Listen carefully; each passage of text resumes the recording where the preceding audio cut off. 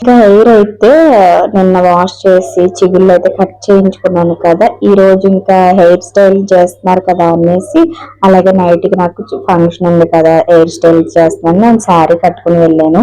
So నిన్న వేరే dress తో చేశారనమాట. దానికి నాకు అంత లుక్ అనిపించలేదు. ఇంకా శారీతో అయితే మంచిగా లుక్ బాగుంటుంది కదా అని శారీ కట్టుకుని వెళ్ళాను. కానీ ఆ రోజు ఘోరంగా ఉందో ఎండ అయితేను.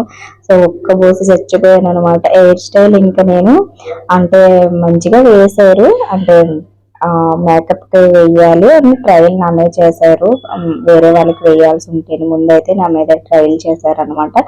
సో అదంతా అయిపోయిన తర్వాత నేను ఆ హెయిర్ స్టైల్ తోనే ఫంక్షన్ కి వెళ్ళిపోదాం అనేసి ఈవినింగ్ టైంలోనే వేయించుకున్నాను. సో యాక్చువల్ గా సవరం కూడా పెట్టారనమాట. అది మరీ ఘోరంగా పెళ్లి కూతురులో ఉంటాను నేను ఎప్పుడు ఫస్ట్ టైం పెట్టుకోవడం అనమాట. సవరం నేను ఎప్పుడు పెట్టుకున్నదే లేదు. సో ఇంకా అదంతా పెట్టించుకొని ఒక 2-3 ఫోటోలు దిగేసి తర్వాత అయితే సవరం తీసేసాను. హెయిర్ స్టైల్ మాత్రం నార్మల్ గా ఉంచేసాను అనమాట. నైట్ గా అలాగే ఫంక్షన్ కి వెళ్తాను కదా అనేసి.